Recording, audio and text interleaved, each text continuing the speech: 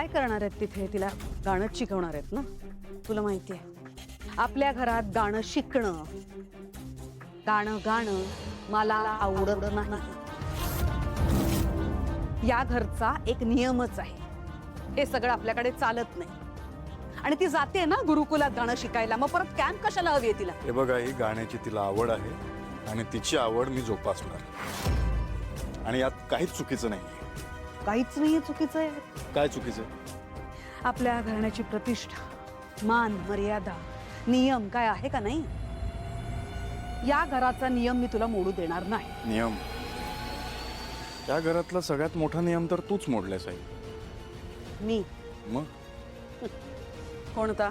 सांग ना मला. अमृता वहिनींनी कायदेशीररित्या राजकुमार दादाला डिवोर्स दिलाय का? मग नाही ना. आणि फक्त तू नियम मोडलेला नाहीये साई.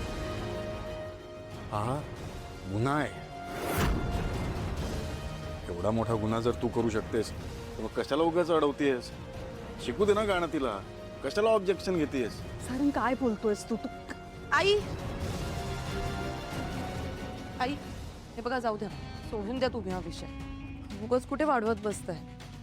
याने इतकं मनाशी पक्क ठरवलंच आहे ओवीला कॅम्पला पाठवणं, तर पाठवतेत, जाऊ देत. उगाच नका तुम्ही विषय ताणत बसू.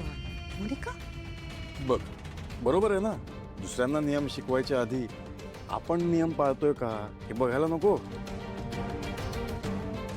बरोबर की नाही? बरोबर की नाही?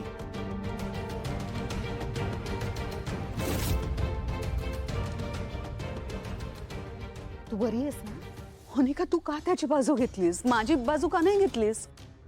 तू का बाजू बदललीस तुझी ऐनवेळी? नाही नाही नाही नाही आई, हे बघा, मी त्याची बाजू नाही घेतली, मी आपलीच बाजू घेतली. उलट हो, बघितलं ना तो कसा बोलत होता तुमच्यासोबत. मलाही खरंच नाही आवडत तुमच्यासोबत असं कोणी बोललेलं. उगाच अजून काहीतरी बोललं असतं आणि माझं डोकं तापलं असतं ना, तर मी काहीतरी वाईट साईड बोलून गेले असते. म्हणून आपली मध्ये पडले आणि हा विषय जागेवर थांबवला. पण तरी तुम्हाला माझं वागणं जर पटलं नसेल, चुकीचं वाटलं असेल तर आय एम सॉरी.